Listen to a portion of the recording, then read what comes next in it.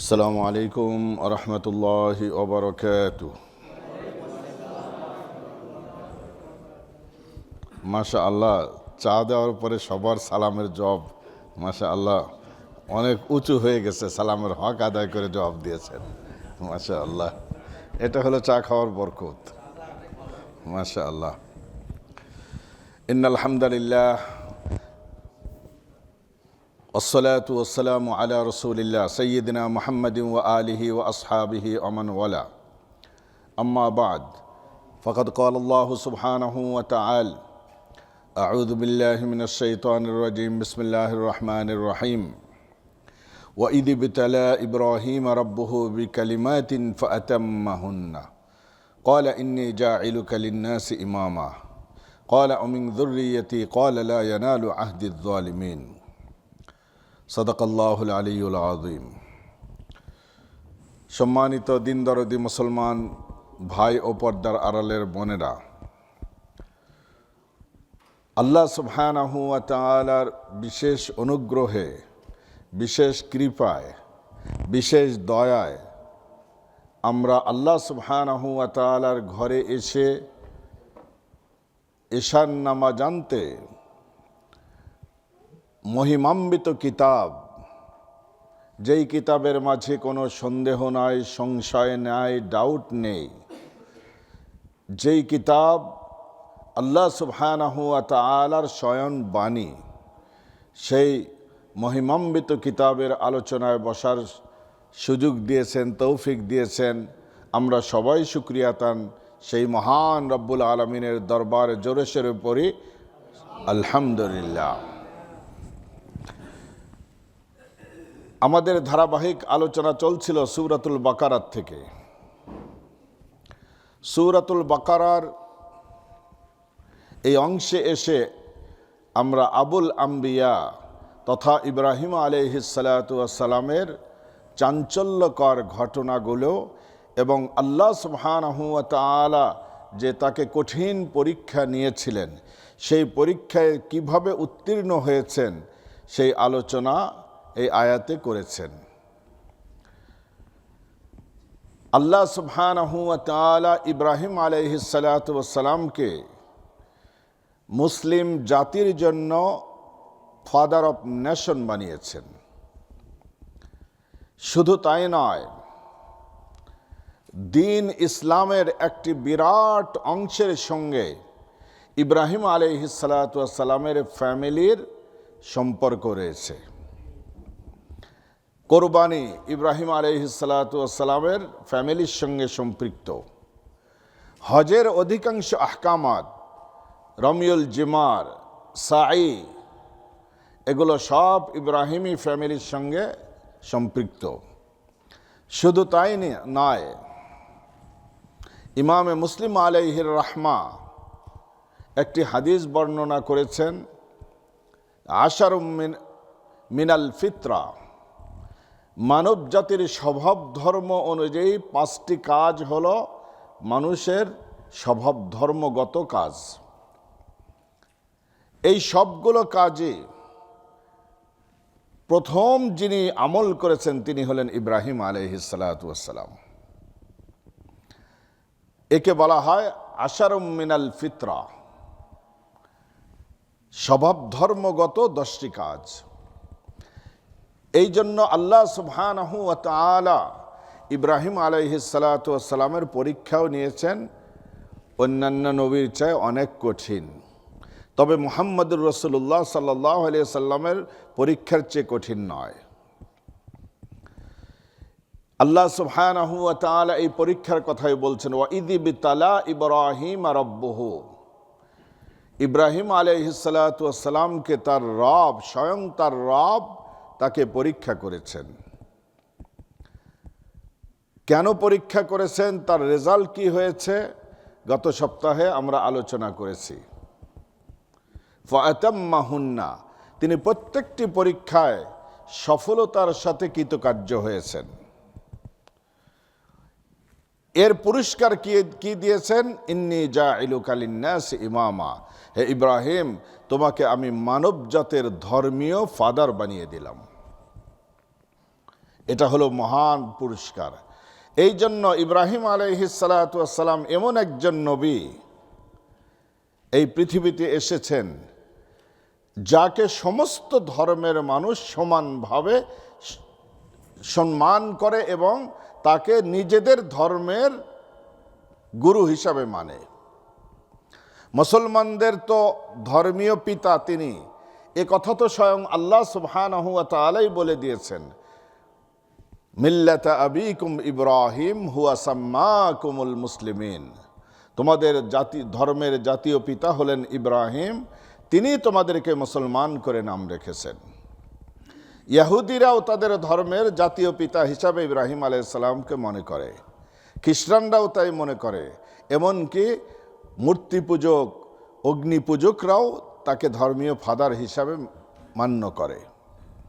এই সৌভাগ্য আর কোনো নবীর ভাগ্যে হয়নি যে সব ধর্মের মানুষ তাকে সমানভাবে শ্রদ্ধা করবে।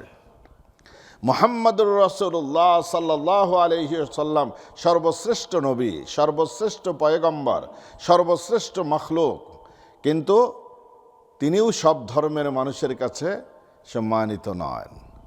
ইহুদিরা তাকে মানে না, খ্রিস্টানরা মানে না, অগ্নিপূজক মূর্তি পূজকরা তাকে মানে না।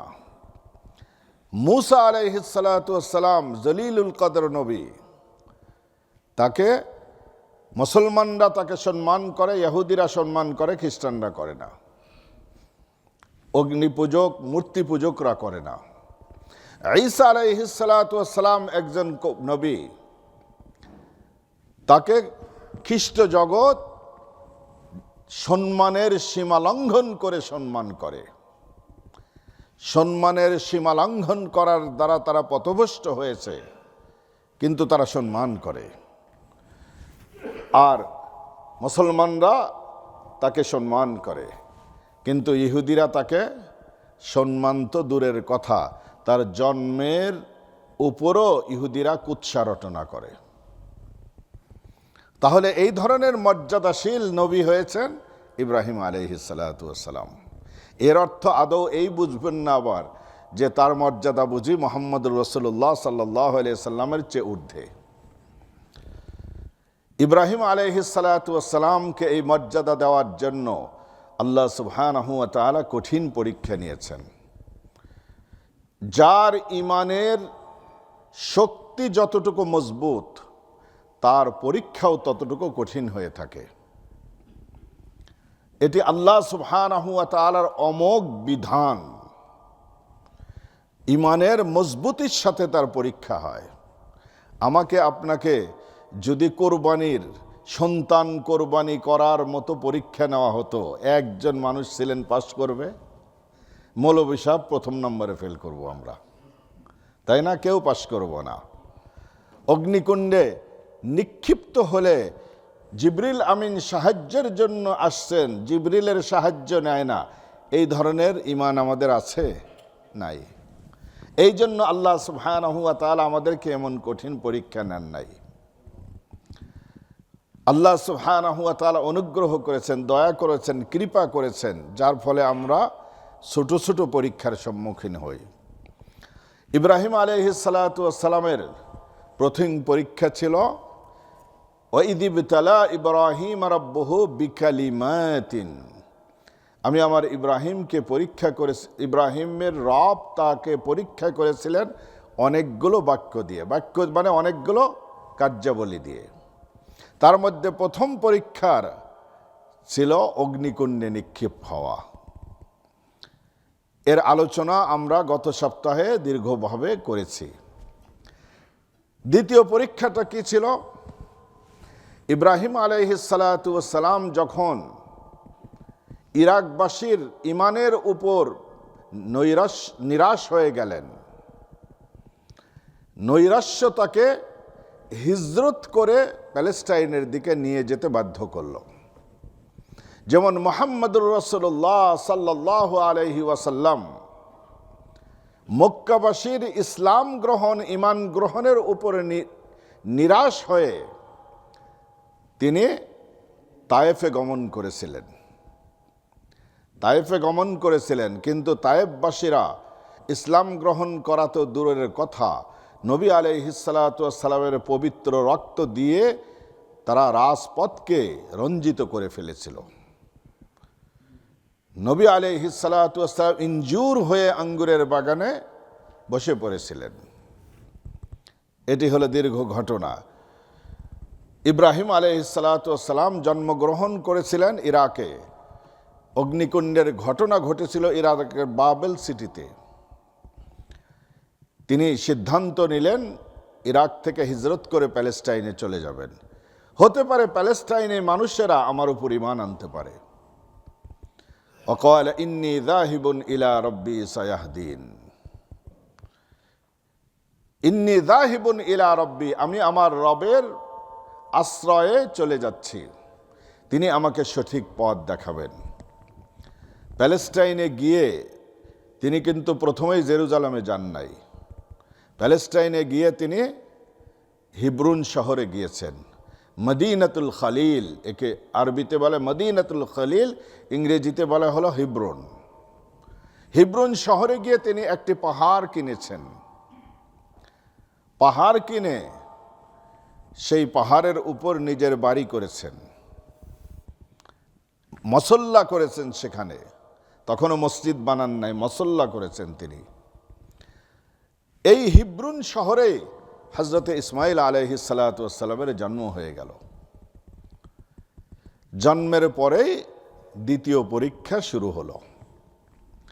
আল্লাহ সুবহানাহু ওয়া তাআলা নির্দেশ দান করলেন, তোমার এই নবজাত শিশুকে নিয়ে জিবরিল ফেরেশতার নির্দেশিত পথে তাকে অনুসরণ করে তুমি মক্কাতুল মুকাররমার দিকে চলে যাও।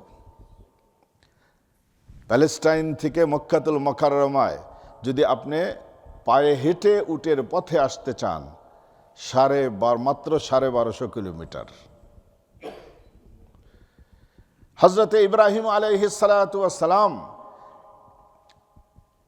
তাকে নিয়ে জিবরিল আলাইহিসসালাতু ওয়াসসালাম রওনা দিলেন। সাথে হযরতে হাজেরা আলাইহিসসালাতু ওয়াসসালাম এবং নবজাত শিশু ইসমাঈল আলাইহিসসালাম। যেখানেই তিনি সবুজ তৃণলতা, ঘাস এবং ফসল আদির উদ্যান দেখতেন, জিবরিল আমিনকে রিকোয়েস্ট করতেন যে এখানেই কি আমার গন্তব্যস্থল, এখানেই কি বসবাস করব? এই সুজলা সফলা শস্য শ্যামলায় ভরপুর এর এলাকাটা তো অনেক ভালো। জিবরিল আমিন বলতেন যে না, এখানে না। তাহলে নিয়ে যাচ্ছেন কোথায়? তিনি জানেন না কোথায় নিয়ে যাবেন। জিবরিল আমিন বললেন আরো সামনে। জিবরিল আমিনের নির্দেশিত পথে তাদেরকে নিয়ে যাওয়া হলো মক্কাতুল মুকাররমাতে। মক্কাতুল মুকাররমা আজকের মতো এরকম শহর ছিল না। সেখানে কোনো জনবসতির অস্তিত্ব ছিল না।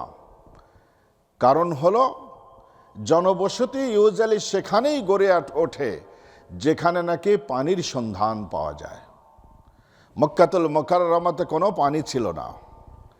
পানি না থাকার কারণে সেখানে জনবসতিও গড়ে ওঠেনি। জনবসতি যখন গড়ে ওঠে নাই, সেই জনমানবহীন দুর্গম পাহাড়ের ভিতরে যখন চলে গেলেন, এই পাহাড়ের গিরিপথে গিয়ে জিবরিল আলাইহিসসালাতু ওয়াসসালাম বললেন, এইটা হলো আপনার গন্তব্যস্থল। ইব্রাহিম আলাইহিসসালাতু ওয়াসসালাম চারিদিকের পরিবেশের দিকে একটু হতাশার দৃষ্টিতে তাকাতে লাগলেন। কিন্তু আল্লাহ সুবহানাহু ওয়া তাআলার নির্দেশ, এখানে জনমানবহীন, খাদ্যের কোনো ব্যবস্থা নাই, পানির কোনো ব্যবস্থা নাই, জনমানবহীন। আরও পাহাড়ের ভিতরও হিংস্র প্রাণী থাকে, বন্য অনেক পশু থাকে, তারা হিংস্র হয়ে থাকে। এই অবস্থায় এখানে কি করবেন? ইতিমধ্যে আরেক পরীক্ষা শুরু হয়ে গেল। এমনি তো নবজাত শিশুকে নিয়ে 1200 কিলোমিটার রাস্তা অতিক্রম করে আসছেন। এই অবস্থায় ইব্রাহিম আলাইহিসসালাতু ওয়াসসালামের উপর দ্বিতীয় পরীক্ষা শুরু হয়ে গেল। হে ইব্রাহিম, তোমার স্ত্রী এবং তোমার নবজাত শিশুকে এই পাহাড়ি দুর্গম পথে রেখে তুমি আবার প্যালেস্টাইনে হিব্রুন শহরে তুমি ব্যাক করে চলে যাও। ইব্রাহিম আলাইহিস সালাতু ওয়াস সালামকে যখন আল্লাহ সুবহানাহু ওয়া তাআলা এই নির্দেশ দিয়েছেন, নির্দেশ পাওয়ার পরে এক মুহূর্ত আর তিনি অপেক্ষা করেন নাই। তিনি একথা চিন্তা করেন নাই যে আমি যে এখান থেকে যাব আমার বিবি বাল বাচ্চার কি হবে, বাচ্চার দুধ পাবে কোথার থেকে, বাচ্চা একটু পরে পানির জন্য চিৎকার করবে, এই পানি পাবো কোথার থেকে। এইভাবে ইব্রাহিম আলাইহিস সালাতু ওয়াস সালাম সব কিছু চিন্তা ভাবনা ছাড়া আমার আল্লাহ আমাকে নির্দেশ দিয়েছেন, সুতরাং এখানে আর বিলম্ব করার কোনো সুযোগ নাই। তিনি স্ত্রী পুত্রকে কোনো কিছু না বলে, সান্ত্বনা না দিয়ে তিনি প্যালেস্টাইনের দিকে রওনা দিলেন। মা হাজেরা ডেকে ডেকে বললেন যে আপনি আমাদেরকে এই পাহাড়ের দুর্গম গিরিপথের ভিতর রেখে কোথায় যাচ্ছেন? ইব্রাহিম আলাইহিস সালাতু ওয়াস সালাম নিশ্চুপ, কোনো কথা বলেন না। এই অবস্থায় মা হাজেরা বারবার পিছনে পিছনে যেতে লাগলেন যে যান কোথায়, বলে যান কিছু। তিনি কোনো উত্তর দেন না। এইবার তিনি জিজ্ঞেস করলেন যে আপনি যে চলে যাচ্ছেন, এই চলে যাওয়াটা কি আল্লাহর নির্দেশে যাচ্ছেন নাকি অন্য কোনো উদ্দেশ্যে যাচ্ছেন? তাও মুখে জবাব দেন নাই। ইব্রাহিম আলাইহিস সালাতু ওয়াস সালাম আকাশের দিকে ইঙ্গিত করে ইশারা করে বুঝিয়ে দিয়েছেন যে আমি আল্লাহর নির্দেশে যাচ্ছি। মা হাজেরা তিনি কেমন মহিষী মহিলা হবেন? তিনি আখিরুজ জামানার পয়গম্বরের দূর সম্পর্কের দাদি হবেন। মা হাজেরার গর্ভে যে সন্তান জন্মগ্রহণ করেছেন, সেই সন্তান তার বংশধরের ভিতর আখিরুজ জামানার পয়গম্বরের জন্ম হবে। মা হাজেরাও কি কম ধৈর্যশীল হবেন? তিনিও কি আল্লাহর আবেদা বান্দি হবেন না? আর বৈবাহিক জীবনে তিনি আবুল আম্বিয়া, আম্বিয়াগণের যিনি ধর্মীয় পিতা, মানব জাতির ধর্মীয় পিতা, তার ঘরে তিনি অবস্থান করছেন, যার ঈমান সীসা ঢালা প্রাচীরের চেয়েও মজবুত, আগুনের ভিতর পুড়েও যার নিজের ঈমানের থেকে যিনি দূরে সরেন না, এইরকম একজন স্বামীর ঘর করেছেন। সেই স্বামীর ঘরে তার একটি বাচ্চাও জন্মগ্রহণ করেছে। তো মা হাজেরার ঈমান কি এতদিন বাড়ে নাই? এই সোনার স্বামীর সংস্রবে তার ঈমানও হযরত ইব্রাহিম আলাইহিস সালাতু ওয়াস সালামের মতো মজবুত হয়েছে। তিনি যখন ইঙ্গিত করলেন আল্লাহর নির্দেশে যাচ্ছি, সাথে সাথে তিনি বলে উঠলেন, যেই আল্লাহ সুবহানাহু ওয়া তাআলা আমাদেরকে সুজলা সফলা শস্য শ্যামলায় ভরপুর হিব্রুন শহর ছেড়ে জনমানবহীন এই পাহাড়ি অঞ্চলে নিয়ে এসেছেন, এবং যেই আল্লাহ সুবহানাহু ওয়া তাআলা আপনাকে যাওয়ার নির্দেশ দিয়েছেন এখানে রেখে, সেই আল্লাহ আমাদেরকে ধ্বংস করবেন না, সেই আল্লাহ আমাদেরকে হেফাজত করবেন। ইব্রাহিম আলাইহিস সালাতু ওয়াস সালাম তিনি রওনা দিয়েছিলেন সকালবেলায়।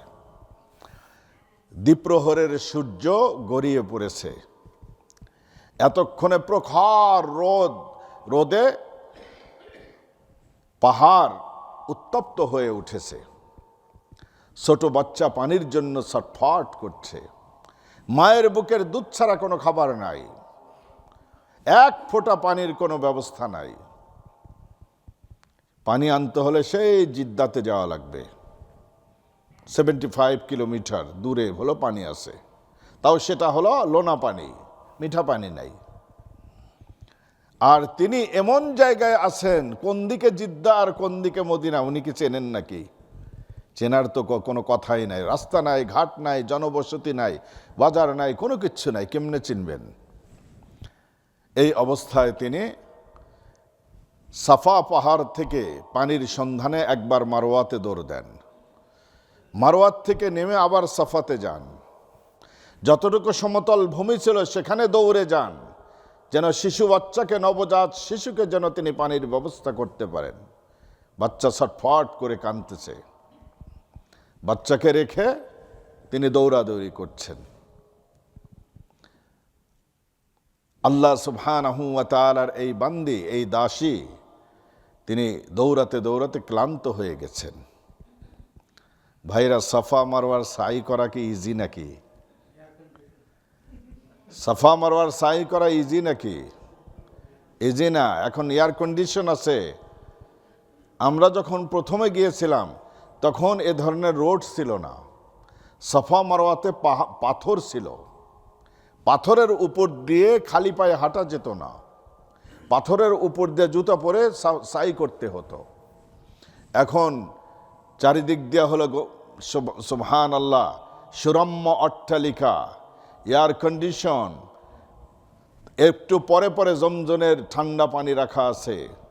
এই অবস্থায় আমরা সাই করি। আর মা হাজেরা, তিনি কোনো ধরনের ছায়া নাই, কোনো ধরনের এয়ার কন্ডিশন নাই, রাস্তা নাই। এরপরে তিনি দৌড়াদৌড়ি করেছেন, দৌড়াদৌড়ি করে এক পর্যায়ে তিনি ক্লান্ত হয়ে গেছেন। মানুষের সাধ্য যেখানে গিয়ে শেষ হয়, আল্লাহ সুবহানাহু ওয়া তাআলার সাহায্য সেখান থেকে শুরু হয়। হযরতে ইউসুফ আলাইহিস সালাতু ওয়াস সালামকে জুলাইখা এক নির্জন কুঠুরিতে আবদ্ধ করে নিজের দিকে আহ্বান করব, হাই তালাক, আমার মনোবাঞ্ছনা পূর্ণ করো। 7টি দরজা, একে একে 7টি দরজা, সে সবগুলাকে তালা মেরে আসছে, বাড়ানোর কোনো সাধ্য নাই। ইউসুফ আলাইহিস সালাতু ওয়াস সালামের সাধ্য এতটুকুই আছে, এই বিপদ থেকে বাঁচার জন্য দরজা পর্যন্ত দৌড় দেওয়া। তিনি নিজের সাধ্যের সর্বোচ্চটুকু ব্যয় করে দরজার দিকে দৌড় দিয়েছেন। আল্লাহর সাহায্য শুরু হয়ে গেছে, একে একে 7টি দরজা খুলে গেছে। মানুষের সাধ্য যেখানে শেষ হয়, আল্লাহর সাহায্য সেখান থেকে শুরু হয়। আর আমরা তো কোনো শ্রম না করেই সাহায্যের আশা বসে থাকি, এই জন্য আল্লাহর সাহায্য আমাদের উপরে আসে না। মা হাজেরা ক্লান্ত হয়ে গেছেন, নিজের সাধ্য যতটুকু ছিল সবটুকু তিনি ব্যয় করে ফেলেছেন। আল্লাহ সুবহানাহু ওয়া তাআলার এই বান্দি এসে দেখে তিনি তো দৌড়াদৌড়ি করতেছেন, নিচে বাচ্চার কি হচ্ছে সেটা তো আর দেখেন না। এখন যে মাকামে ইব্রাহিমি আছে, তাওয়াফের ভিতর মাকামে ইব্রাহিমি, মাকামে ইব্রাহিমির থেকে 20 থেকে 25 মিটার পরেই হলো জমজমের কুয়া। যারা আগে হজ করেছেন, যারা 80-90-এর দশকে যারা হজ করেছেন, জমজমের কুয়া তখন ওপেন ছিল, নিচে যাওয়া যেত। এরপরে যখন এক্সটেনশন করা হয়েছে, জমজমের কুয়াকে বন্ধ করে দেওয়া হয়েছে এক্সটেনশনের জায়গা বাড়ানোর জন্য। তাহলে তিনি সাফাত থেকে মারওয়া, মারওয়াত থেকে সাফায় আসছেন, তিনি ক্লান্ত হয়ে বসে পড়েছেন মারওয়ার উপরে। মারওয়াত থেকে জমজমের কুয়ার দূরত্ব কয়েকশো মিটার, সাফা মারওয়ার দূরত্ব কোয়ার্টার মাইলের মতো, কোয়ার্টার কিলোমিটারের মতো। তিনি মারওয়াত থেকে যখন আসছেন, আল্লাহর কুদরত শুরু হয়ে গেছে।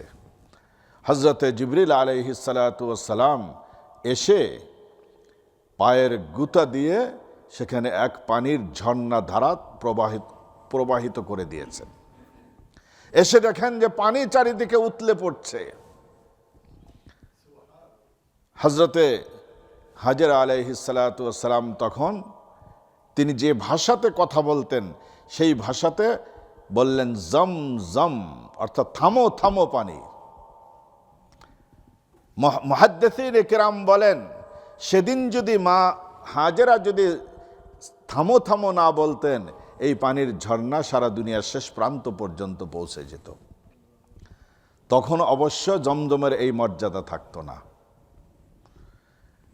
তো আল্লাহ সুবহানাহু ওয়া তাআলা তাদের পানির চাহিদাকে পূর্ণ করে দিলেন, বাচ্চাকে পানি পান করালেন, নিজেও পান করেন। জমজমের পানি এমন একটি পানি যার মাঝে খাদ্যও আছে, পানিও আছে। কোনো মানুষ বছরের পর বছর শুধু জমজমের পানি খেয়ে তিনি বেঁচে থাকতে পারবেন। খায়রু মাইল আরদি মাউ জমজম। নবী আলাইহিস সালাতু ওয়াস সালাম বলেন, এই পৃথিবীতে যত মিঠা পানি আছে, যত স্প্রিং ওয়াটার আছে, তার মাঝে উত্তম পানি হলো জমজমের পানি। এর মাঝে শুধু তাই না, মেডিসিন রয়েছে। এই জন্য জমজমের পানির নবী আলাইহিস সালাতু ওয়াস সালাম বলেন যে এই পানি তোমাদেরকে দাঁড়িয়ে খাওয়ার অনুমতি দেওয়া হলো। ইবনে আব্বাস রাদিয়াল্লাহু তাআলা আনহু যখন এই পানি পান করতেন, তিনি দোয়া করতেন, আল্লাহুম্মা ইন্নী আসআলুকা ইলমান নাফিআ ওয়া রিজকান ওয়াসিআ ওয়া শিফাআম মিন কুল্লি দাইন। হে আল্লাহ, এই পানির বরকতে ইলমান নাফিআ, তোমার কাছে আমি উপকারী নলেজ, তোমার কাছে আমি ভিক্ষা চাই। ওয়া রিজকান ওয়াসিআ, এবং প্রশস্ত রিজিক তোমার কাছে চাই। রিজিকের অভাব অনটন তুমি দূর করে দিও, আমার ক্ষুধার জ্বালা তুমি দূর করে দিও। ওয়াশিফাআম মিন কুল্লি দাইন, এবং আমার শরীরের যত ধরনের রোগ আছে এই রোগের তুমি শিফা দান করো। বহু মানুষের জিন্দেগিতে জমজমের পানি পান করার দ্বারা তাদের জিন্দেগির বড় বড় রোগ আল্লাহ সুবহানাহু ওয়া তাআলা ভালো করে দিয়েছেন। আমাদের হয় না কি জন্য? আমাদের ইয়াকিন নাই। ইয়াকিন কম হওয়ার কারণে আমরা এই উপকার পাই না। এখন জমজমের পানি বের হয়ে গেল এবং উত্তম পানি। পৃথিবীর বহু গবেষণাগারে জমজমের বিকল্প পানি বের করার জন্য বহু গবেষণা হয়েছে। ইউএসএতে একটা ল্যাবরেটরিতে 50 বছর পর্যন্ত তারা গবেষণা করেছে এর বিকল্প কোনো পানি বের করা যায় কিনা, বানানো যায় কিনা। 50 বছর পরে তারা ব্যর্থ হয়ে ঘোষণা করেছে এটা হলো গড গিফট ওয়াটার, এর বিকল্প কোনো পানি কেউ বানাতে পারবে না। জমজমের যখন উৎস হয়ে গেল, এখন প্রাণীরাও আসতে লাগলো। যখন জীবজন্তুরা এসে পানি পান করতে লাগলো, এখন আরবের বণিকরা সেখান থেকে যে রাস্তা অতিক্রম করতে দেখে জীবজন্তু যায় কোন দিকে, জীবজন্তুর পায়ের চিহ্ন ধরে আস্তে আস্তে দেখে যে সুমিষ্ট পানির ঝর্ণা সেখানে। প্রতি সেকেন্ডে জমজমের কুয়ার থেকে 18 লিটার করে পানি উঠানো হয়। 7,50,000 লিটার প্রত্যেক দিন হজের মৌসুমে শুধু হারাম শরীফে 7,50,000 লিটার পানি হলো ইউজ হয় প্রত্যেক দিন। অনুরূপভাবে হলো মদিনাতে 3.5 লক্ষ লিটার পানি হজের মৌসুমে প্রতিদিন হলো ব্যবহৃত হয়। কিন্তু আজ খ্রিস্টপূর্ব 3000 বৎসর আগের, 3-4 বৎসর আগের থেকে এই পানি ঝর্ণা হয়েছে। কুয়া যে এত বড় তাও নয়, মাত্র 30 মিটার হলো ডেপথ, আর 8 ফুট হলো এর হলো 8 বর্গ মিটার হলো এর চওড়া, বর্গ ফুট। এত বড় কুয়া না। সেই কুয়ার থেকে প্রতি সেকেন্ডে 18 লিটার করে পানি উঠানো হচ্ছে। তাহলে দিনে কত লিটার পানি ওঠে? যারা আগে জমজম কুয়া দেখেছেন, এই 90-এর দশকে এসে 700 মিলিয়ন সৌদি রিয়াল খরচ করে এই জমজমের পানিকে ট্রিটমেন্ট করা হয় হলো কুদাইতে। ক্লক টাওয়ারের পিছনের দিকে যে জায়গা, এটাকে কুদাই বলে। 5 কিলোমিটার দূরে, 5 কিলোমিটার দূরে সেখানে জমজম ওয়াটারের ট্রিটমেন্ট আছে। ট্রিটমেন্ট মানে নতুন কিছু মিশানো হয় না, প্যাকেটজাত করা হয় সেখানে। মদিনাতেও দুইটা আছে, সেখানে এই জমজমের ওয়াটার তারা প্রিজার্ভ করে সেখানে প্যাকেটজাত করে। তো আল্লাহ সুবহানাহু ওয়া তাআলা হযরতে ইসমাঈল আলাইহিস সালাম, হযরতে হাজেরা আলাইহিস সালাতু ওয়াস সালামের, ইব্রাহিম আলাইহিস সালামের স্যাক্রিফাইসকে কবুল করে এমন এক পানির সন্ধান আল্লাহ সুবহানাহু ওয়া তাআলা দিয়ে দিলেন, যার বিকল্প দুনিয়ার ইতিহাসে আর কেউ খুঁজে পেল না। দেখেন, মাত্র 30 মিটার মানে 90 ফিটের মতো, 90 ফিট গর্তের একটা কুয়া। সুবহানাল্লাহ, এখান থেকে কি পরিমাণ পানি প্রত্যেক দিন উঠানো হচ্ছে, এরপরেও এই পানি শেষ হয় না। কোথার থেকে আসে এই পানি? কে পাঠায়? আল্লাহ সুবহানাহু ওয়া তাআলা। এখন এই পানিকে কেন্দ্র করে আস্তে আস্তে মক্কা নগরীতে জনবসতি শুরু হয়ে গেল। ইব্রাহিম আলাইহিস সালাতু ওয়াস সালাম মাঝে মাঝে এসে স্ত্রী আর পুত্রদের দেখে যেতেন, সংবাদ নিয়ে যেতেন। মক্কা নগরী এখন আবাদ হয়ে গেছে, কিন্তু ইসমাঈল আলাইহিস সালাতু ওয়াস সালাম তিনি বড় হচ্ছেন একটি হলো অনুন্নত পরিবেশে, যেখানে শিক্ষা দীক্ষার তরবিয়তের কোনো ব্যবস্থা নাই। ইব্রাহিম আলাইহিস সালাতু ওয়াস সালাম চিন্তিত হয়ে গেলেন যে বাচ্চার যদি তরবিয়ত না থাকে তাহলে এই বাচ্চা আল্লাহকে চিনবে কিভাবে।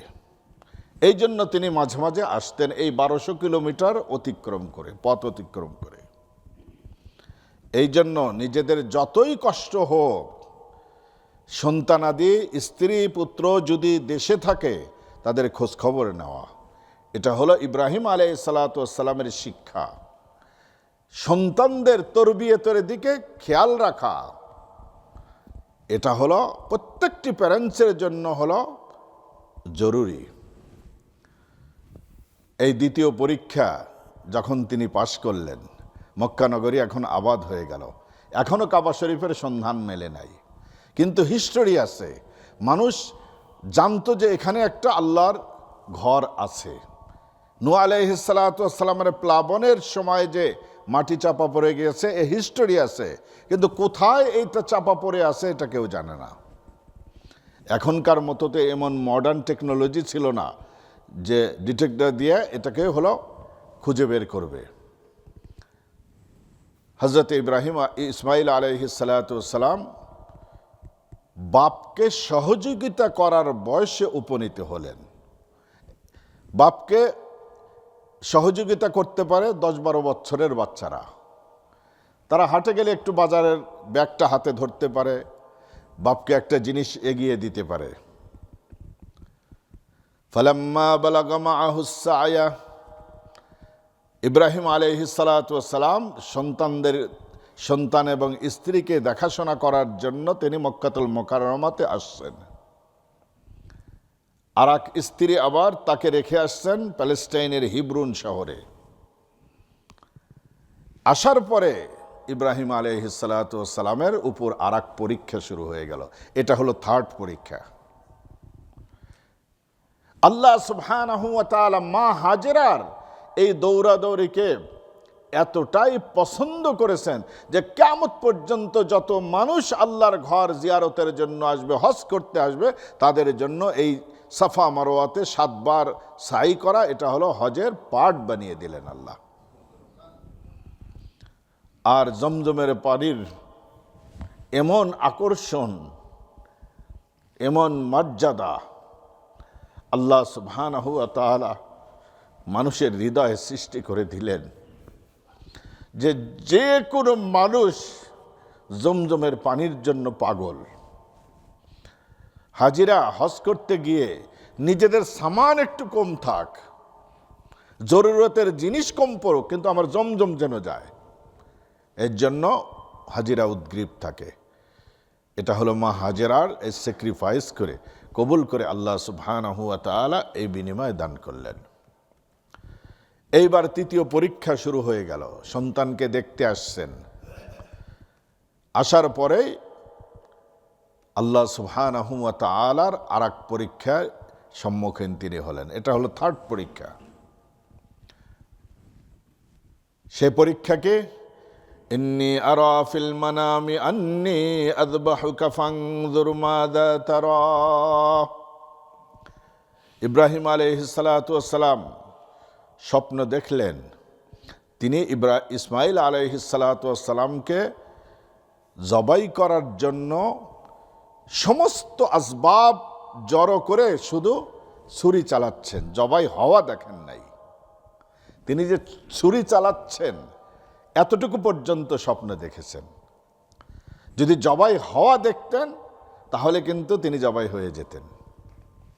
তিনি প্রথম দিন স্বপ্ন দেখে তিনি কনফিউজ হয়ে গেছেন যে আমিনাল্লাহ আমিনাশ শাইতান, এই স্বপ্ন আমি যেটা দেখলাম এটা কি আল্লাহর পক্ষ থেকে নাকি শয়তানের পক্ষ থেকে, কনফিউজ হয়ে গেছেন। এই স্বপ্নটা তিনি দেখেছিলেন জিলহজ মাসের 8 তারিখে। এই জন্য জিলহজ মাসের 8 তারিখকে বলা হয় ইয়াউমুত তারউইয়া, সন্দেহের দিন। হাজিদের এই দিন হজের কার্যাবলী শুরু হয়। হাজিরা মক্কাতুল মুকাররমাত থেকে মিনাতে অবস্থান করে যেতে হয় ইয়াউমুত তারউইয়াতে। পরের দিন তিনি আবার একই স্বপ্ন দেখলেন।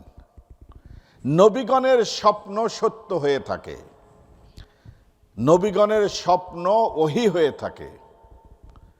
কারণ নবীগণ তাদের চোখ ঘুমায়, তাদের অন্তর ঘুমায় না। এই জন্য আমরা ঘুমালে, আমরা চোখ ঘুমানোর সাথে সাথে অন্তরও ঘুমিয়ে যায়। এই জন্য আমরা ঘুমালে ওযু নষ্ট হয়, নবীগণ ঘুমালে ওযু নষ্ট হয় না। দ্বিতীয় দিন আবার একই স্বপ্ন। এখন মোটামুটি তিনি নিশ্চিত হয়ে গেছেন যে এই স্বপ্ন শয়তানের পক্ষ থেকে না, আল্লাহর পক্ষ থেকে। তিনি স্বপ্নের বাস্তবতা জানতে পারলেন, পরিচয় লাভ হয়ে গেল।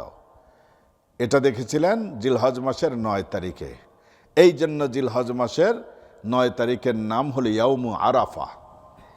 আরাফা মানে পরিচয়ের দিন, কনফার্ম হওয়ার দিন। আরাফার দিনে স্বপ্ন দেখলেন, আর তৃতীয় রাতে আবার স্বপ্ন দেখলেন। স্বপ্ন দেখার পরে তিনি এই স্বপ্ন সন্তানের কাছে ব্যক্ত করলেন। সন্তানকে ডেকে নিয়ে গিয়ে তাকে বললেন, ইন্নী আরা ফিল মানাম আন্নী আযবাহুক। হে আমার কলিজার টুকরা সন্তান, আমি স্বপ্ন দেখেছি যে তোমাকে আমি জবাই করছি, আল্লাহর জন্য কুরবানি করছি। মাযা তারা ফানজুর মাযা তারা, তুমি তোমার ওপিনিয়ন বলো। তুমি কি আল্লাহর জন্য কুরবানি হতে রাজি আছো, নাকি তুমি তোমার মতামতটা কি? এখন প্রশ্ন জাগে যে ইব্রাহিম আলাইহিস সালাতু ওয়াস সালাম যখন নবজাত শিশুকে রেখে, স্ত্রী পুত্রদেরকে রেখে জনমানবহীন পাহাড়ের দুর্গম এলাকায় রেখে যখন যাচ্ছিলেন, আল্লাহর নির্দেশ পালনের জন্য তিনি 1 সেকেন্ড দেরি করেন নাই। কিন্তু এখন সন্তানের কাছে মশওয়ারা চাচ্ছেন কেন? ধরে নিয়ে যে তাকে কোরবানি করে দিলেই তো হতো, তাই না? তিনি ছেলেকে বলতেছেন, আমি এটা স্বপ্ন দেখেছি, তোমার রায় কি, তোমার মতামত কি, তুমি কি রেডি আছো? এই রায় চাওয়ার অর্থ ছিল ইব্রাহিম আলাইহিস সালাতু ওয়াস সালাম তার সন্তানের ঈমানি জজবাতকে পরীক্ষা করে দেখলেন যে আমি যেমন আল্লাহর দ্বীনের জন্য যে কোনো স্যাক্রিফাইস করতে প্রস্তুত, আমার সন্তান যিনি ভবিষ্যৎ হয়তো নবী হবে, সে এই ধরনের স্যাক্রিফাইস করার জন্য প্রস্তুত কিনা। আরেকটি কারণ এটা ছিল সন্তানকে জিজ্ঞেস করার, যদি তাকে না বলে যদি ডাইরেক্ট জবাই করতেন, তিনি তো বুঝতে পারতেন না যে এই জবাইটা, এই কোরবানিটা আল্লাহর জন্য হচ্ছে। তিনি হয়তো বুঝতেন বাচ্চা ছেলে যে আমার বাবা আমার উপর অন্যায় করছে, প্রতিবন্ধকতা সৃষ্টি করতে পারতেন। আল্লাহর জন্য যে হচ্ছে এই বুঝটা তার ভিতরে আসতো না। দেখুন, বাপ যেমন হয় সন্তানও তেমন হয়। बाप का बेटा माँ का बेटी सिपाही का घोड़ा कुछ नहीं तो थोड़ा थोड़ा। এই জন্য বাপের স্বভাব চরিত্র জেনেটিক ভাবে অনেকাংশ সন্তানের মাঝে আসে, পিতামাতার স্বভাব। ইব্রাহিম আলাইহিস সালাতু ওয়াস সালাম আল্লাহর প্রত্যেকটা পরীক্ষায় পাশ করছেন, সুতরাং তার সন্তানটা কেমন হবে? সন্তানটা আরো শুধু তাই নয়, বরং হলো আখিরুজ জামানার পয়গম্বর মুহাম্মদুর রাসূলুল্লাহর পূর্বপুরুষ হবেন এই সন্তান। সুতরাং এই সন্তানকে যদি ধৈর্যশীল করা না হয়, তাহলে জেনেটিকভাবে ধৈর্যশীল সন্তান এই বংশে জন্মগ্রহণ করবে না। দেখুন, যেই বংশের সন্তানরা মুজাহিদ হয়ে থাকে, বাহাদুর হয়ে থাকে, পিতামাতা বাহাদুর হয়ে থাকে, তাদের সন্তানরা বাহাদুর হয়ে থাকে। কাপুরুষ ফ্যামিলির থেকে কোনোদিন সিংহ পুরুষ জন্মগ্রহণ করে না। সিংহর পেট থেকে সিংহই জন্মগ্রহণ করে, বিড়ালের পেট থেকে বিড়ালই জন্মগ্রহণ করে, ছাগলের পেট থেকে ছাগলই জন্মগ্রহণ করে। এই জন্য আল্লাহ সুবহানাহু ওয়া তাআলার এই পয়গম্বর যখন জিজ্ঞেস করলেন, ফানজুর মাযা তারা, যেমন বাপ তেমন বেটা।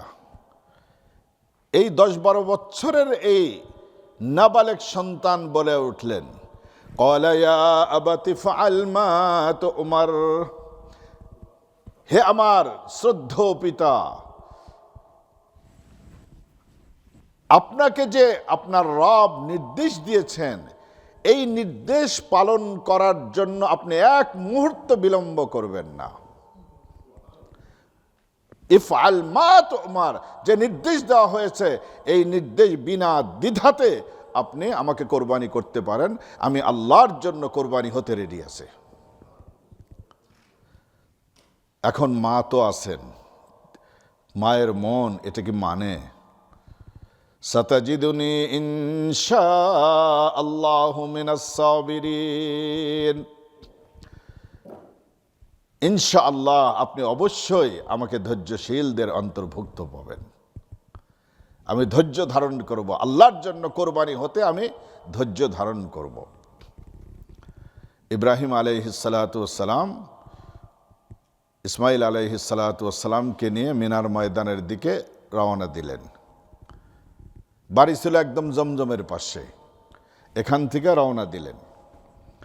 মিনার ময়দানে যখন নিয়ে যাচ্ছেন,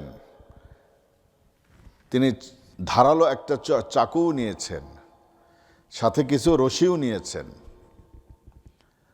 আর মা জননীকে তিনি বলতে ইসমাইল আলাইহিস সালামই নিষেধ করেছেন যে মাকে বললেন না, তাহলে তিনি মহিলা মানুষ, হয়তো তিনি হাহুতাশ করবে, কান্নাকাটি করবে, আল্লাহর হুকুম পালনার্থে তখন প্রতিবন্ধকতা সৃষ্টি হবে, বিলম্ব হবে। এই জন্য মাকে বলার প্রয়োজন নাই। ইব্রাহিম আলাইহিস সালাম না বলে সন্তানকে নিয়ে চলে গেছেন।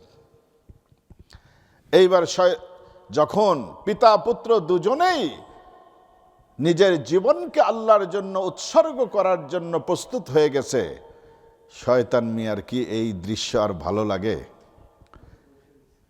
তারা চলে গেছে মিনার ময়দানে। শয়তান বৃদ্ধা মহিলার আকৃতি ধারণ করে মা হাজেরার কাছে আসছে। এখন বলবেন যে বৃদ্ধা মহিলার আকৃতি ধারণ কেমনে করলো? শয়তান হলো জিন্নাতদের বংশধর। ফাসাজাদাল মালাইকা কানা মিনাল জিন্নি ফাফাসাকা আন আমরি রাব্বি। আল্লাহ সুবহানাহু ওয়া তাআলা নিজেই বলছেন যে ইবলিস শয়তান সে জিনদের অন্তর্ভুক্ত, সে নাফরমান হয়ে গিয়েছিল। জিনরা যে কোনো জিনিসের আকৃতি ধারণ করে, মানুষের আকৃতি ধারণ করতে পারে, পশুর আকৃতি ধারণ করতে পারে, সাপের আকৃতি ধারণ করতে পারে, অনেক কিছু তারা পারে। তো মহিলার আকৃতি ধারণ করে এসে বলতেছে, হাজেরা তোমার ছেলে কই? কে বাপের সাথে গেছে। কয় তুমি জানো নি, খোঁজ খবর রাখো কিছু বাচ্চার? কয় কি খোঁজ খবর রাখবো? কয় তো আরে তোমার জামাই তো তোমার ছেলেকে নিয়ে গেছে জবাই করার জন্য। হাজেরা আলাইহিস সালাতু ওয়াস সালাম বলেন, তুমি কি দুনিয়ার ইতিহাসে দেখেছো পিতা কখনো তার পুত্রকে জবাই করতে পারে? এইবার হয়তো বাই মিস্টেক আসল কথা বলে ফেলছে। আরে এটা তো আল্লাহ অর্ডার দিছে, এই জন্য করতেছে। হাজেরা আলাইহিস সালাতু ওয়াস সালাম শয়তানের মুখের দিকে তাকা বলে, যদি এটি আল্লাহর নির্দেশ হয়ে থাকে তাহলে তুমি বুড়ি যে বাধা দিতে আসছো, তুমি বুড়ি, ইবলিস শয়তান ছাড়া আর কেউ না, দূর হয় এখান থেকে। এখন যাকে পটাতে গেছিলেন তিনি আর তাকে পটাতে পারল না। এইবার ইব্রাহিম আলাইহিস সালাতু ওয়াস সালামের কাছে আসছে মিনার ময়দানে, এসে বলতেছে, ইব্রাহিম এটা কে? কয় আমার ছেলে। এইবার কিন্তু বৃদ্ধ পুরুষের আকৃতি ধারণ করে আসছে, যেখানে যে সুরত ধরা লাগে সে তখন সেই সুরত ধরে আসছে। হিজরতের রাতে দারুন নাদওয়া ক্লাবে যখন রসুল করিম সাল্লাল্লাহু আলাইহি ওয়াসাল্লামকে হত্যা করার জন্য মিটিং বসেছিল, হঠাৎ করে একদম সুন্দর পাগড়ি টাগড়ি পরা এক মুরব্বী এসে হাজির হলো। মুরব্বী এসে বলতেছে যে আমি ইয়ামান থেকে আসছি, অমুক গোত্রের মানুষ। আমি শুনছি যে আপনারা এখানে একটা গুরুত্বপূর্ণ পরামর্শ করছেন। তো এই গুরুত্বপূর্ণ পরামর্শে আমার বয়স হয়ে গেছে, আমার অনেক এক্সপিরিয়েন্স আছে, যুদ্ধেরও এক্সপিরিয়েন্স আছে। আপনারা যদি আমাকে অনুমতি দেন বসার, আমি কিছু বুদ্ধি পরামর্শ দিতে পারি। তারা অনুমতি দিয়েছে। এক একজন এক এক মতামত দিয়েছে। কেউ বলেছে তাকে জেলখানায় বন্দি করে রাখা হোক, হত্যা না করে। এই মুরব্বী উঠে বলে কি যে মোহাম্মদের, তোমরা যদি তাকে জেলখানায় বন্দি করে রাখো, এর গোষ্ঠীর মানুষ আছে না, এই গোষ্ঠীর মানুষ তোমাদেরকে ছেড়ে দিবে? রক্তক্ষয়ী যুদ্ধ করেও নিজেদের সন্তানকে বের করে নিয়ে যাবে। তখন লিডার ছিল আবু জেহেল। আবু জেহেল বলে, হ্যাঁ এটা ঠিক। কেউ পরামর্শ দিল যে তাকে দেশান্তর করা হোক, দেশ থেকে তাড়িয়ে দেওয়া হোক। এই মুরব্বী তখন বলে কি, তোমরা কি জানো না যে মুহাম্মদ সাল্লাল্লাহু আলাইহি সাল্লামের মুখে কি জাদু আছে? সে যেখানে যাবে সেখানের মানুষরাই তার অনুগত্যশীল হয়ে যাবে। তখন সে সেখান থেকে বিরাট এক বাহিনী তৈরি করে এসে তোমাদের মক্কার উপর আক্রমণ করবে, তোমাদের 12টা বাজাবে। এরপরে আবু জেহেল বলল, আমার মত হলো প্রত্যেকটা গোত্রের একজন একজন যুবককে আমরা বাছাই করি যে যোদ্ধা হবে, প্রত্যেকটা গোত্র থেকে একজন করে। এরা আজকের রাতে তার বাড়িকে ঘেরাও করে রাখবে। সকালবেলা যখন সে ঘুম থেকে উঠবে, অতর্কিতভাবে সমস্ত যুবক একসাথে আক্রমণ করে তাকে হত্যা করে ফেলবে। তাহলে তার রক্তের ঋণটা ভাগাভাগি হয়ে যাবে। এতগুলো গোত্রের সাথে কুরাইশরা তারা যুদ্ধ করে পারবে না। বনি হাশেম তাদের সাধ্য নাই এতগুলো গোত্রের সাথে একসাথে যুদ্ধ করতে পারবে। তাহলে তোমরা নিরাপদ হবে। ওই মুরব্বী ওখান থেকে খালি মাথা নাড়ায় আর বলে যে হ্যাঁ, এইটা হলো মনমতো হলো সিদ্ধান্ত। এই ইবলিস শয়তানের সিদ্ধান্ত অনুযায়ী সেদিন হত্যার সিদ্ধান্ত হয়েছিল। ইবলিস আজকে ইব্রাহিম আলাইহিস সালাতু ওয়াস সালামের কাছে আসছে, এসে বলে যে এটা কে? বলে আমার সন্তান। কোথায় নিয়ে যাচ্ছ? তাকে কোরবানি করার জন্য। কেন কোরবানি করবা? আমি স্বপ্নে দেখেছি, স্বপ্নে দেখেছি তাকে কোরবানি করার জন্য, আল্লাহর নির্দেশ পালনার্থে। তখন শয়তান বলে যে আরে ইব্রাহিম, এই স্বপ্ন তো তোমাকে শয়তান দেখাইছে। ইব্রাহিম আলাইহিস সালাতু ওয়াস সালাম বলে যে বুঝছি তুমি কে। ইব্রাহিম আলাইহিস সালাতু ওয়াস সালাম তখন তাকে 7টা পাথর হাতে নিয়ে 7বার তাকে আল্লাহু আকবার বলে পাথরে নিক্ষেপ করে তাড়িয়ে দিলেন।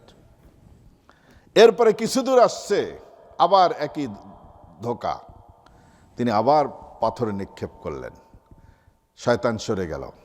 কিছু দূর গেছে, আবার শয়তান ধোঁকা দিয়েছে, এবারও তিনি 7টা পাথর নিক্ষেপ করে তাড়িয়ে দিলেন। আল্লাহ সুবহানাহু ওয়া তাআলা ইব্রাহিম আলাইহিস সালাতু ওয়াস সালামের এই আমলকে এতই পছন্দ করেছেন যে এই আমলকে কিয়ামত পর্যন্ত যত মানুষ হজ করতে যাবে তাদের জন্য এই জায়গায় এসে পাথর নিক্ষেপ করাকে হজের অংশ বানিয়ে দিয়েছেন আল্লাহ। হজের পুরা কীর্তিটাই হলো ইব্রাহিমী বংশের স্মৃতিচারণ। আপনারা কি বিরক্ত বোধ করছেন? ইব্রাহিম আলাইহিস সালাতু ওয়াস সালাম এইবার সন্তানকে নিয়ে গেলেন। ইসমাইল আলাইহিস সালাতু ওয়াস সালাম 10-12 বছরের একটা সন্তান। আমি যদি যে আজকে আমাদের ছেলে মেয়েকে বলি যে আমি স্বপ্ন দেখেছি তোদেরকে কোরবানি করতেছি, রেডি হ, আজকে রাতের মধ্যেই কোরবানি করব, অবস্থা কি হবে? 911, তাই না? ছেলে মেয়ে বলবে যে ঠিক আছে, আমাদের কোরবানি করার আগে তোমাকেই আগে কোরবানি করে নেই। কিন্তু ইসমাইল আলাইহিস সালাতু ওয়াস সালাম পিতাকে বলতেছেন, আমাকে 8-60 করে বেঁধে নিন, হতে পারে মৃত্যু যন্ত্রণায় আমি যখন ছটপট করব আমার হাত পায়ের আঘাত আপনার শরীরে লেগে বেদবি হয়ে যেতে পারে, আর আমার শাহাদাতের পরে, আমার কোরবানির পরে আমার এই জামাটা আমার মাকে উপহার দিবেন। আমার মা সন্তান হারানোর বেদনা এই জামা দেখেও যেন তিনি কিছুটা সান্ত্বনা লাভ করতে পারে। দেখেন, অনেকের অপ্রাপ্ত বয়সে অনেক সন্তানরা মারা যায়, তখন মারা করে কি, তার পরিহিত কাপড় গোলা নেয়, নিয়ে বুকের সঙ্গে জড়া ধরে তারা কান্নাকাটি করে। এটা হিউম্যান বিং নেচার এটা। এরপরে ইব্রাহিম আলাইহিস সালাতু ওয়াস সালামকে বললেন যে আমাকে উপর করে শোয়া দিয়ে সাইড থেকে ছুরি চালায়েন, নইলে যদি আমাকে চিৎ করে শোয়ায়ে যদি আপনি জবাই করতে যান, হতে পারে পিতৃ সুলভ মায়ার সাগরে ঢেউ উতলে উঠতে পারে, এই সময় আল্লাহর হুকুম পালনার্থে বিলম্ব হয়ে যেতে পারে, আল্লাহর হুকুম পালনার্থে বিলম্ব হয়ে যেতে পারে, এই জন্য আমাকে উপর করে শোয়ায়ে দেন। ইব্রাহিম আলাইহিস সালাতু ওয়াস সালাম 8-60 করে বেঁধে ছুরি চালাতে লাগলেন। আল্লাহর আরশের ফেরেশতারা পর্যন্ত তাদের মাঝেও কান্নার রোল পড়ে গেল। হে আল্লাহ, তোমার এই বান্দাকে আর কত তুমি পরীক্ষা করবা? আগুনের পরীক্ষা করলা, নবজাত শিশুকে জনমানবহীন দুর্গম পাহাড়ে নিয়ে এসে রেখে দিলা।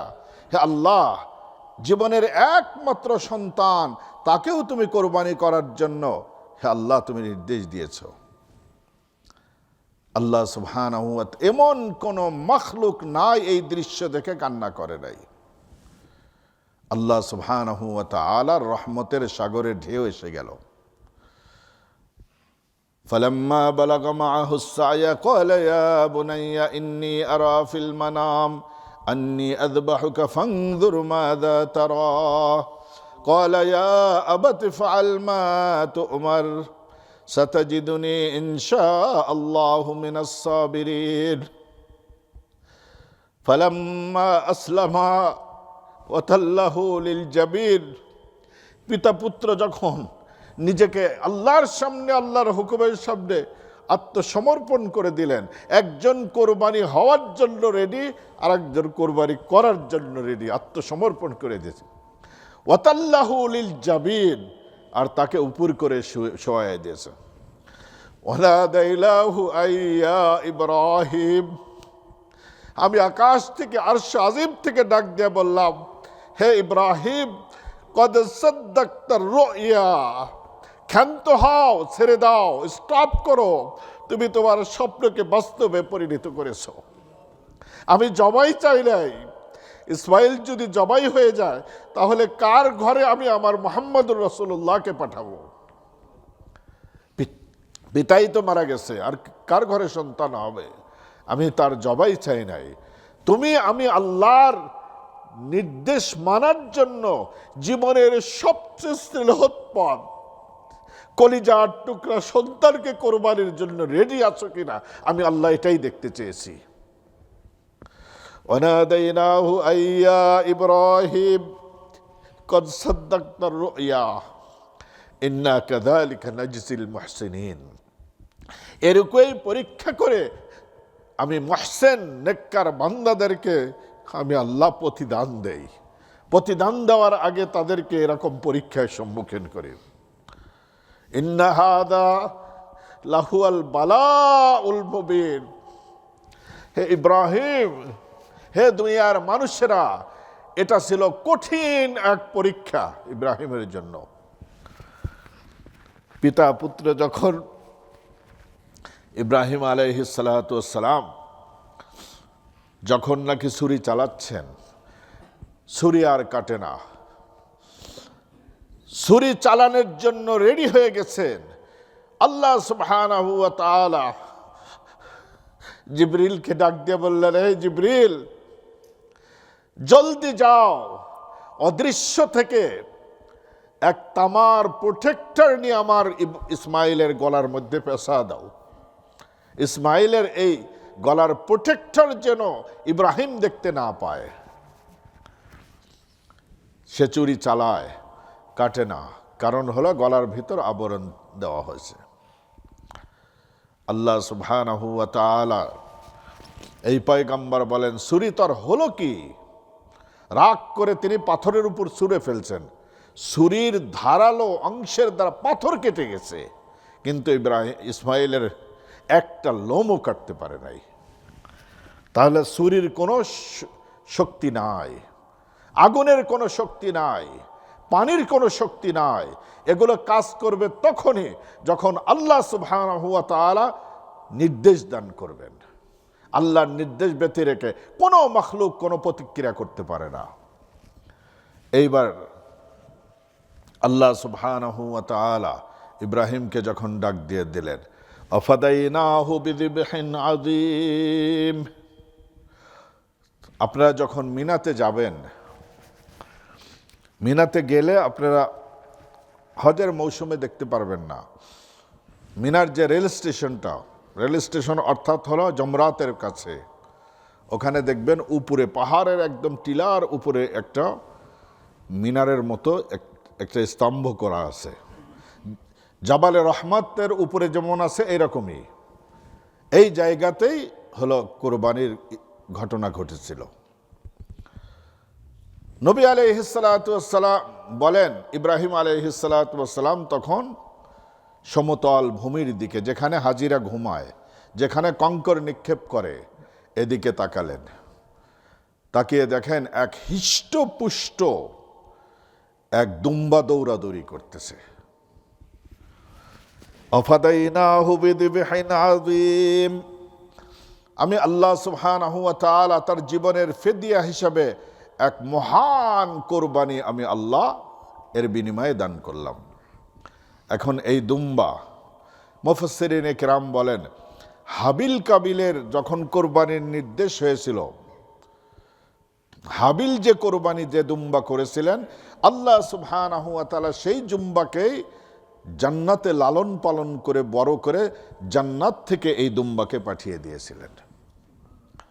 এইবার পিতা পুত্র দৌড়াতে দৌড়াতে সেই দুম্বাকে ধরে ফেললেন। ধরার পরে এই দুম্বাকে ইসমাইল আলাইহিস সালাতু ওয়াস সালামের জীবনের ফিদিয়া, অর্থাৎ ফিদিয়া বলা হয় হলো জীবনের বিনিময়ে, সেই দুম্বাকে কোরবানি করতে লাগলেন। ইব্রাহিম আলাইহিস সালাতু ওয়াস সালাম ছুরি চালাচ্ছেন। ছুরি চালানোর সময় যে কোনো অ্যানিম্যালকে হালাল করার জন্য কি বলতে হয়? বিসমিল্লাহ, আল্লাহু আকবার। তিনি বললেন, আল্লাহু আকবার, আল্লাহু আকবার। ইসমাইল আলাইহিস সালাতু ওয়াস সালাম বললেন, লা ইলাহা ইল্লাল্লাহু আল্লাহু আকবার। জিবরিল আমিন অ্যাড করলেন, ওয়ালিল্লাহিল হামদ। তিনজনের এই ওয়ার্ডকে আল্লাহর কাছে এতই পছন্দ হলো যে সমগ্র দুনিয়ার মুসলমানদের জন্য এই কোরবানির 5 দিনে প্রত্যেক নামাজের পরে এই তাকবীরে তাশরিক পড়াকে আল্লাহ পাক শরীয়তের বিধান বানা দিলেন। ইব্রাহিম আলাইহিস সালাতু ওয়াস সালাম ইসমাইল আলাইহিস সালাতু ওয়াস সালামকে নিয়ে বাড়িতে এসে গেলেন। এই পরীক্ষা কি সাধারণ পরীক্ষা ছিল? এই পরীক্ষাতেও তিনি টিকে গেলেন। তাই আল্লাহ পাক বলতেছে, ওয়াইদ ইবতালা ইব্রাহিম রাব্বুহু, ইব্রাহিমকে তার রব কঠিন পরীক্ষা নিয়েছেন বারবার। প্রথম পরীক্ষা কি ছিল? অগ্নিকুণ্ডে নিক্ষেপ। এটা কি কম? 40 দিন পর্যন্ত সমগ্র জনবসতির মানুষরা শুকনা কাঠ জমিয়ে 7 দিন পর্যন্ত সেই আগুন জ্বালাইছে। এই আগুনের উপর দিয়ে পাখি উড়ে যেতে পারত না। এই আগুনের ভিতরে তাকে 7 দিন রাখা হয়েছিল। ইব্রাহিমের একটি লোমকে জ্বালাতে পারে না আগুন। এরপরে বার্ধক্য বয়সে একমাত্র সন্তান ইসমাইলকে নিয়ে, নবজাত শিশুকে নিয়ে হিব্রন থেকে জনমানবহীন সেই পাহাড়ি দুর্গম পথ অতিক্রম করে 1200 কিলোমিটার অতিক্রম করে মক্কাতুল মুকাররমাতে রেখে আসা, এটা ছিল দ্বিতীয় পরীক্ষা।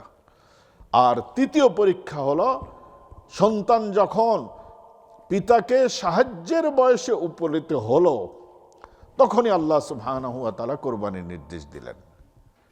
এটা ছিল হলো তৃতীয় পরীক্ষা। আর বাকি পরীক্ষাগুলো ইনশাআল্লাহ আগামী সপ্তাহে আলোচনা করব ইনশাআল্লাহ। আসবেন তো সবাই ইনশাআল্লাহ?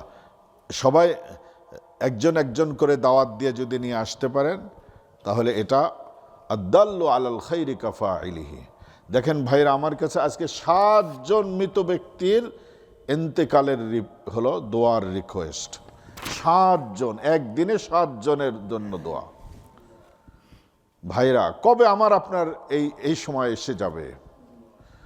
যতদিন আল্লাহ সুবহানাহু ওয়া তাআলা জীবনের স্পন্দন রেখেছেন, যতদিন আল্লাহ সুবহানাহু ওয়া তাআলা আমাকে সুযোগ দিয়েছেন, অন্তত আল্লাহর কোরআনের মাহফিলে আমরা বসার জন্য চেষ্টা করি। কোরআন মানুষের অন্তরকে পবিত্র করে। আপনার কাপড় ময়লা হয়ে গিয়েছে, আপনি 10 বার ডিটারজেন্ট ছাড়া আপনি ওয়াশিং মেশিনে দেন, পুরো পরিষ্কার হবে না। আর একবার যদি পাওয়ারফুল ভালো ডিটারজেন্ট দিয়ে দেন, দেখবেন যে ঝকঝকা নতুন কাপড়ের মতো পরিষ্কার হয়ে গেছে। কোরআন আল্লাহর কসম করে বলে, পাপ করতে করতে আমাদের অন্তর মরিচা ধরে গেছে। এই মরিচাযুক্ত এই পাপকে মোচন করার জন্য সবচাইতে পাওয়ারফুল ডিটারজেন্ট হলো আল্লাহর কোরআন। এই কোরআনের যত তেলাওয়াত করবেন, এই কোরআন যত শুনবেন, আপনার অন্তরের মরিচা হলো দূর হয়ে যাবে। অন্তর স্বচ্ছ কাচের মতো পরিষ্কার হয়ে যাবে। ইয়াউমা লা ইয়ানফাউ মালুন ওয়ালা বানুন, তোমাদের সন্তানাদি ধন সম্পদ কিয়ামতের দিন কোনো বেনিফিট দিবে না তোমাদের। ইল্লা মান আতাল্লাহা বিকলবিন সালিম, শুধুমাত্র যেই ব্যক্তি স্বচ্ছ অন্তর নিয়ে, পরিষ্কার অন্তর নিয়ে উপস্থিত হতে পারবে আমি আল্লাহর সামনে, সেই ব্যক্তি কেবলমাত্র নাজাত পাবা। এই অন্তরকে পরিষ্কার করার জন্য কোরআনের চেয়ে বড় আর কোনো ঔষধ নাই, কোরআনের চেয়ে বড় আর কোনো ডিটারজেন্ট নাই। এই জন্য মৃত্যুর আগে অন্তরটাকে আমরা পরিষ্কার করে নিয়ে যাই। আর আমরা যা শিখলাম সেটি হলো ইব্রাহিম আলাইহিস সালাতু ওয়াস সালামের মতো স্যাক্রিফাইস। নিজের ফ্যামিলিকে তিনি টেক কেয়ার করার জন্য 1200 কিলোমিটার পথ হেঁটে এসে গেছে। আর অনেকে আমরা আছি নিজের ফ্যামিলির কোনো খোঁজ খবর রাখি না। ছেলে মেয়ে কোন দিক গেল, বিবি বল বাচ্চা খাইলো না খাইলো, কোনো খোঁজ খবর নাই। এগুলো না, আর ইসমাইল আলাইহিসসালামের মতো ধৈর্যের পাহাড় হওয়া। আল্লাহ সুবহানাহু ওয়া তাআলা আমাদেরকে বোঝার আমল করার তৌফিক দান করুন। ওয়া আখিরু দাওয়ানা আনিল হামদুলিল্লাহি রাব্বিল আলামিন।